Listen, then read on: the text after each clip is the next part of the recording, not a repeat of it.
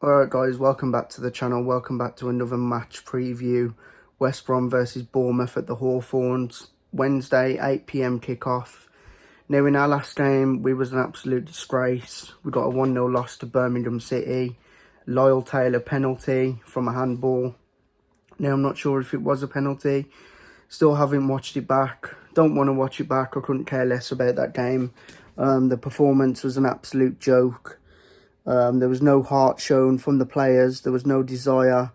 I'd say Hickman was probably our best player when he got took off in the 61st minute. But they were all poor. We deserved to lose. Blues were probably edged it. Now, Bournemouth in their last game, they got a 3-2 win against Bristol City.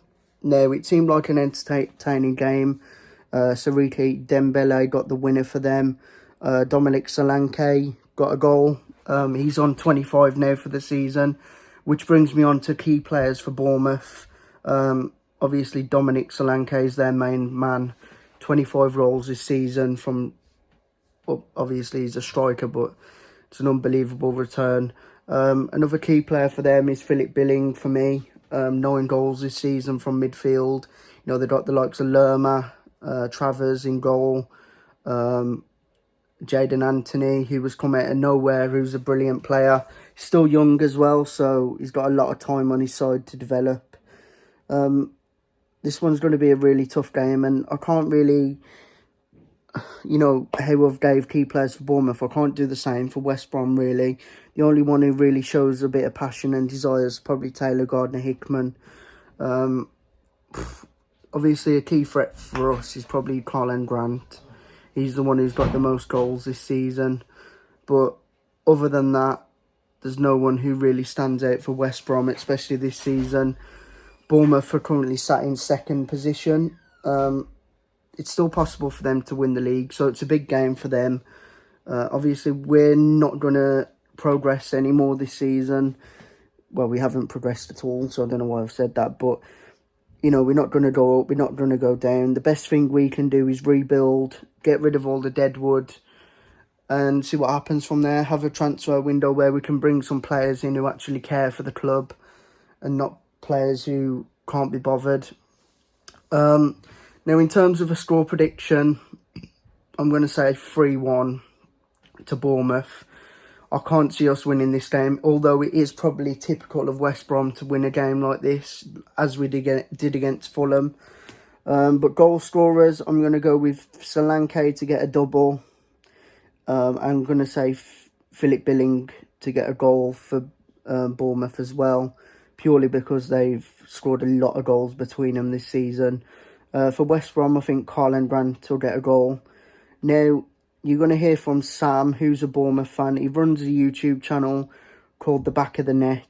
It's a Bournemouth fan channel. If you enjoy your vlogs and stuff like that, then head over to his channel. Subscribe to him. He's a nice bloke as well, to be honest. Not just, obviously, the content. He seems like a really nice guy. So I'm going to pass you over to him now. Cheers for watching. Comment your score predictions down below, and I'll see you in the next video. Fans of the majority of teams in the Championship would look at Bournemouth's position and think that we've had a brilliant season, but if I was to grade it in a school-style mark, it would be B+, because I don't think we've hit the heights as much as we should have. For the start of the season, we went on this incredible unbeaten run, and we were grinding out wins. We weren't knocking teams out the park like Fulham do week in, week out, but we were getting results. But it always felt like we were walking a bit of a tightrope. There would be chances that had been spurned by the opposition, and at times we sort of had to produce a last-minute save to retain our slim lead, and we won 2-1, 1-0, those kind of results. But then there was a spell around Christmas where it all seemed to come undone. And those decisions weren't going our way, but with it, I don't know if it's coincidence, but our confidence as a team seemed to be absolutely bereft, and we just weren't performing, and we lost a number of matches and nothing seemed to click. And you just look at the quality of players that we've got on our side, and largely a Premier League experienced squad, and you think, how are we where we are? Because on paper we've got a really good squad. Thankfully, we've managed to turn it around, and the turning point seemed to be when Scott Parker was sent off against Preston in what was a 2-1 defeat for the Cherries. And for the following match, he had to sit on the bench up in the stands. And I think at that point, he probably thought, God, this is what the fans are witnessing. And it was a really conservative style of football. It was one where we'd put the handbrake on. It's one where we'd rarely venture forward. We'd pick the perfect moment, but quite often the perfect moment didn't happen. We'd play against low block teams and we'd find it really difficult to penetrate. Since he's come back from that suspension, we've been a different side. The 3-0 over Huddersfield was superb and probably flattered them. And then, we followed it up with a decent home performance as well at the weekend. 3-2 victory over Bristol City, which was a scoreline that probably flattered them because we could have scored about 5 or 6.